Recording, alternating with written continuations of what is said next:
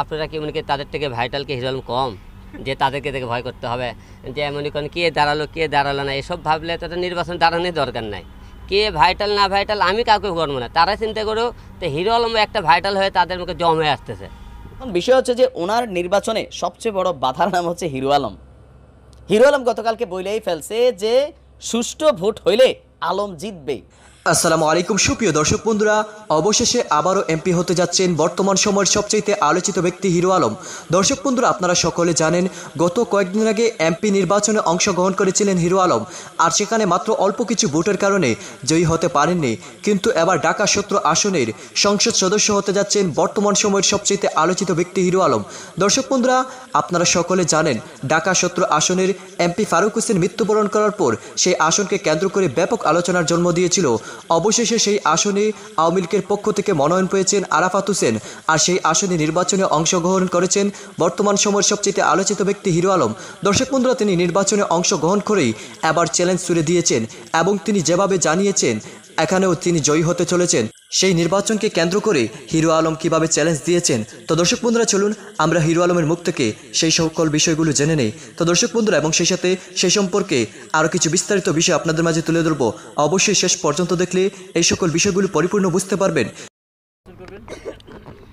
আপনারা সবাই জানেন গততে আমি বগুড়াতে নির্বাচন করেছি। সেই নির্বাচনে মানুষের ভালোবাসা এবং তাদের দোয়া দেখেছি, খুব ভালো লেগেছে।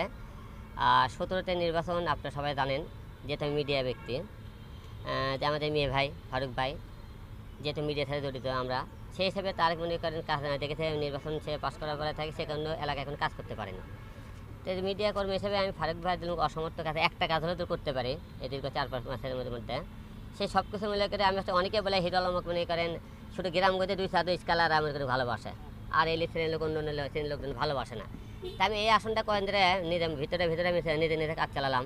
তো এই আসনটার দেখি মানুষকে কীরকম, যে আমি কিছু বস্তু এলাকায়, কিছু ভাষণ টেক, কিছু খালি এলে এলাকা কিছু এলাকায় ঘুরে দেখেছি না এই এলাকায় মানে কোনো গত ব্যবসায় কোনো কাজও আনে, দেখে কিছুটা মনটাকে দেখি আমি তো এই যে 4-5 মাসে কোন ভালো কোনো একটা কাজ করতে পারি কি, সব কিছু মনে করে নির্বাচনে আসা কি।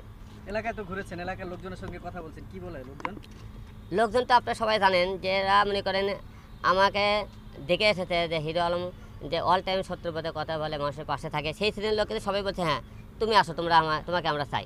মানে কি আমি তো একটা এলাকার নির্বাচন করবো, তাদেরকে মনে করেন সাহস না দিলে তো আমি একটা জায়গার নির্বাচন করতে পারি না। অবশ্যই তারা সাহস দিয়েছে বলে সব কিছু ভেবে চিন্তা কিন্তু এই নির্বাচনে আসা। হারুন ভাই আপনাকে কি বললো যখন কথা বললেন? হারুন ভাই বলেছে মনে করেন এখানে আসার পরে আপনি জানেন যে কোনো বিপদে বলি কিন্তু আমরা হারুন ভাইয়ের কাছে আমরা সবাই আছি। তো আপনার সেই হিসেবে মনে করেন আজকে এখানে তার দোয়া নিতে এসেছি, যে আপনি দোয়া করবেন যে কোনো বিপদে আছে, যেহেতু নির্বাচন আপনাদের আগে দোয়া এবং সাপোর্ট দরকার, কারণ আপনারা মাঠে না থাকলে, পাশে না থাকলে নির্বাচনে আসা খুব মুশকিল হয়ে যাবে। তাই তার দোয়া নিতে এসেছি। আজকে বিকেল 4টের দিকে আমরা আগার যাবো আজকে পেপার ছোটানোর জন্য। ভাই আজকে আমরা শুনেছি যে চলচ্চিত্র অঙ্গনের অনেকেই আছে ওই আসনটায় নির্বাচন করতে চায়, সেক্ষেত্রে ধরেন চিত্রনায়ক ফেরদৌসের কথা শুনেছি, আরও অনেক বড় বড় সেলিব্রিটিদের কথা শুনেছি, আবার ক্রিকেটার সাকিব আল হাসানের কথা শোনা যাচ্ছে। এরকম ভাইটাল ক্যান্ডিডেটদের সাথে আপনি পারবেন? আপনার কি মনে হয়? আপনারা কি মনে করেন তাদের থেকে ভাইটালকে হিরো আলম কম, যে তাদেরকে দেখে ভয় করতে হবে, যে মনে করেন কে দাঁড়ালো না, এসব ভাবলে তো নির্বাচন দাঁড়ানোর দরকার নাই। কে ভাইটাল না ভাইটাল আমি কাউকে করবো না, তারা চিন্তা করো তো হিরো আলম একটা ভাইটাল হয়ে তাদের মুখে জম হয়ে আসতেছে। নির্বাচন আর এই অভিনয় একসাথে কিভাবে চালাবেন? নির্বাচনের টাইমে নির্বাচন, অভিনয়ের টাইমে অভিনয়। এই যে অভিনয় করলাম, আমার একটা আপনি জানেন গত 2 জুন আমার একটা মুভি রিলিজ পেয়েছে টোকায়, এর মধ্যে তো কাজও করেছে, সিনেমাও করেছে।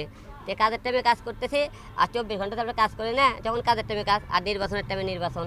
জনগণ আমি তো আগে থেকে বলছি 2টা শ্রেণীতে আমি আছি, একটা আমি মিডিয়া জগতে আছি, পাশাপাশি আপনি জনগণের পাশে থাকতে চাই। আপনি কি স্বেচ্ছায় দাঁড়িয়েছেন নাকি কারোর সাপোর্টে দাঁড়িয়েছেন, অর্থাৎ নিজ থেকে দাঁড়িয়েছেন কিনা নাকি না কারোর সাপোর্টে তো মানে কেউ তোমাকে ভোট দেওয়াতে পারে না, তাহলে তো একটা দল ধরতে হবে। সাপোর্ট মানে একটা যে কোনো দল হয়ে নির্বাচন করে সাপোর্ট পাওয়া যায়, কেউ সাপোর্ট একটা পেয়েছে, আমি জনগণের সাপোর্ট পেয়েছি। একটা আসনে যখন নির্বাচন করেন, যে এরকম বড় একটা আসনের নির্বাচন, তো সেই আসনে মানে অবশ্যই জনগণের সাপোর্ট দরকার আগে, মানে কেন বাইরের লোক ভোটটা দেবে জনগণ। আমি সেই হিসেবে আগে এলাকায় কয়েকদিন মনে করতে জানি ফারুক ভাই মারা যাওয়ার কয়েকদিন পরে সবাই কিন্তু বলতেছে নির্বাচন করবে, আমি কিন্তু একবারও বলিনি যে নির্বাচন করবেন, বলছি না, কারণ আগে আমি নিজে দেখতে হবে তো এই এলাকার নির্বাচন করতে পারবে কিনা, জনগণ আমাকে চাই কিনা, আগে গত কয়েকদিন আমাকে রিসার্চ করে দেখেছি না এখন হবে, সেই হিসেবে আমি সব কিছু ঠিকঠাক করে আজকে আর কি উঠাবো। আপনি জনগণের কাছে গিয়েছেন? হ্যাঁ। জিতলে যদি জিতে যান সেক্ষেত্রে কোন কাজগুলো আগে করবেন বনানী ওই আসনে? দেখুন, আমরা ভাষানটেক মহাখালী এই এলাকাগুলো দেখতে খুবই অবস্থা খারাপ। করাইল বস্তিগুলো, এই এলাকাগুলো যেহেতু আমি বস্তি থেকে উঠে এসেছি, আপনারা সবাই জানেন, সবাই বস্তি বসে এলিস্ট্রের লোকেরা এই কথাটাই সবাই গালি দিয়ে বলে। তো এই এলাকাগুলোতে আমরা দেখি যে কোনো একটা কাজ করতে পারি কিনা। আচ্ছা আলম ভাই, আপনাকে তো আমরা হিরো আলম নামে চিনি, কিন্তু আপনার টোকাই সিনেমার পরে ওই কমেন্টস বক্সে আমরা যা দেখেছি যে আপনাকে এখন সবাই টোকাই আলম নামে বেশি বলছে কমেন্টে, এই বিষয়টা একটু বলুন তো। শোনেন, যখন যার পদবি আসে তখন সেই পদবি দিয়ে ডাকে। ধরেন এখন টোকাই সিনেমা রিলিজ হচ্ছে, টোকাই বলে ডাকতেছে, সিনেমার মধ্যে যে তুমি টোকাই বলে তোকে ডাকতেই পারে। ঠিক আছে, পরে কি আপনাকে সংসদ সদস্য হিরো আলম বলবে নাকি শুধু সংসদ সদস্য আলম বলবে? কোনটা আপনি পরিচয় দিবেন তখন? ওখানকার পরিচয় কী হতে পারে বলুন? সংসদ সদস্য হলে ওই পরিচয় দিবে, এখন অভিনেতা করতে আসলে অভিনয়ের পরিচয় দিবে। আপনার এই কার্যনির্বাহী কমিটির একটা বৈঠক ছিল, সেই বৈঠক থেকে আপনার মনোনয়ন দেওয়া হয়েছে আওয়ামী লীগের কেন্দ্রীয় কমিটির কার্যনির্বাহী সদস্য, সবাই এক নামে ওনারা ছিলেন, মোহাম্মদ এ আরাফাত। সোশ্যাল মিডিয়া প্ল্যাটফর্মে যিনি খুব বেশি অ্যাক্টিভ, আওয়ামী লীগের বিভিন্ন বিষয় নিয়ে তিনি কথা বলেন, এমনকি সর্বশেষ প্রধানমন্ত্রীর সফর সঙ্গী হয়েছেন। এমনকি আওয়ামী লীগের পক্ষে ওনার শক্ত একটা অবস্থান আছে, সুচিন্তা ফাউন্ডেশনের শমী কায়সারেরও এক্স স্বামী সম্ভবত তিনি। তো যাই হোক, এই মুহূর্তে ওনার বিষয়টা গতকালকে সংবাদ সম্মেলনের মাধ্যমেই ক্লিয়ার করা হয়েছে। আচ্ছা, যাই হোক, এখন বিষয় হচ্ছে যে আরাফাত ভাই এই মুহূর্তে তিনি উচ্ছ্বসিত। মাত্র এটা সম্ভবত 6 থেকে 7 মাসের জন্য এই নির্বাচনটার যেই মেয়াদকাল, কারণ 2024 আবার জাতীয় নির্বাচন। এখন বিষয় হচ্ছে যে ওনার নির্বাচনে সবচেয়ে বড় বাধার নাম হচ্ছে হিরো আলম। হিরো আলম গতকালকে বইলেই ফেলছে যে সুষ্ঠু ভোট হইলে আলম জিতবে।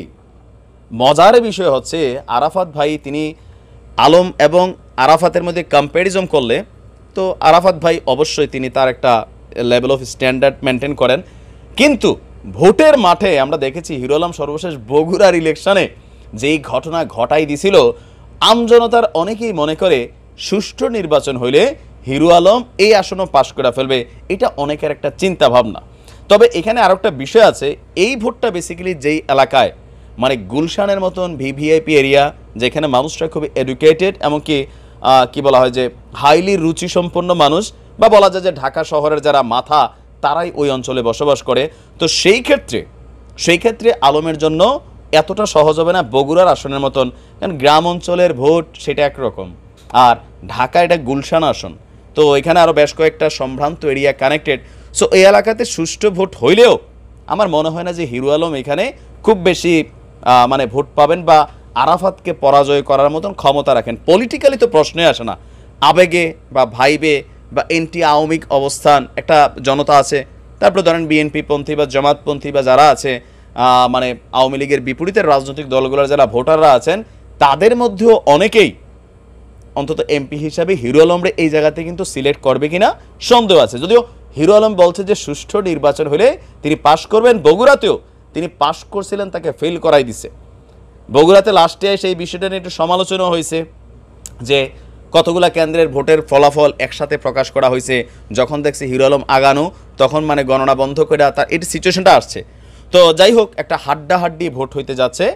বিএনপির বিপরীতে হিরো আলম যেখানে যাচ্ছে বড় বড় বাঘা বাঘা সামদেরকেও হালকা হালকা নাকানি চুবানি খাওয়াচ্ছে।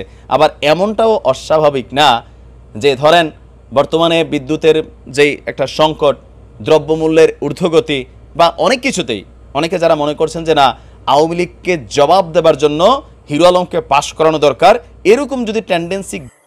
তো দর্শক বন্ধুরা, আপনারা হয়তো এই পুরো ভিডিওটি দেখে এবং হিরো আলমের এই কথাগুলো শুনে অবশ্যই বুঝতে পেরেছেন অবশেষে ঢাকা 17 আসনের সংসদ সদস্য হিসাবে তিনি অংশগ্রহণ করিয়েছেন এবং তিনি সেখানে চ্যালেঞ্জ দিতে শুরু করেছেন এবং সেই সাথে সেই সকল প্রার্থীদের উপর এবার চ্যালেঞ্জ ছুড়ে দিতে শুরু করেছেন।